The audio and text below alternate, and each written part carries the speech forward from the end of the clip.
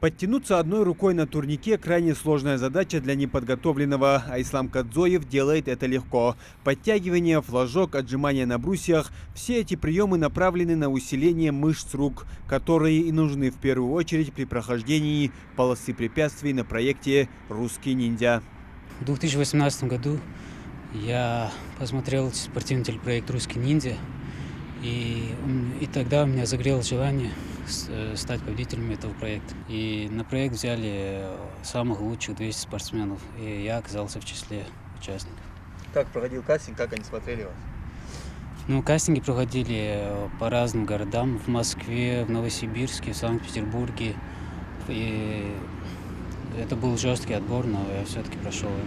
Тогда в 2018 году проект закрыли, и только через 3 года он снова возвращается на большой экран, а вместе с ним и наш ниндзя. Составят конкуренцию Исламу 200 участников со всей страны. Конкурсантам нужно пройти 4 этапа, а в финале покорить 28-метровую конструкцию. Пока ее смогли преодолеть лишь 6 человек во всем мире.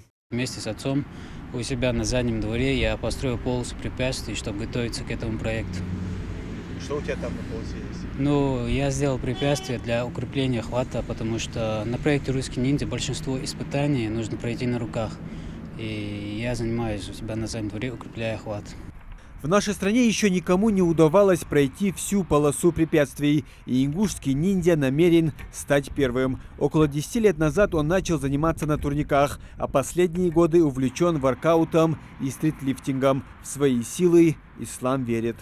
Я по-любому намерен выиграть проект «Русский ниндзя», потому что это мечта всей моей жизни. Если я проиграю в этом сезоне, я по-любому возьму матч-реванш в следующем сезоне. В очередном проекте «Русский ниндзя» пройдут 7 отборочных игр и финальный этап. В каждый отборочный период на старт выйдут 40 человек. В полуфинале будут 12 участников, в финале же останется 4. И только один из них сможет забрать главный приз – 5 миллионов рублей. Первый выпуск «Русского ниндзя» состоится в среду 27 октября. Место встречи – телеканал СТС в 20:00. Ингушский джигит будет покорять бельгийскую полосу препятствий. Ждем, болеем. Муслим Ганиев, Мухаммад Шаухалов. Новости 24.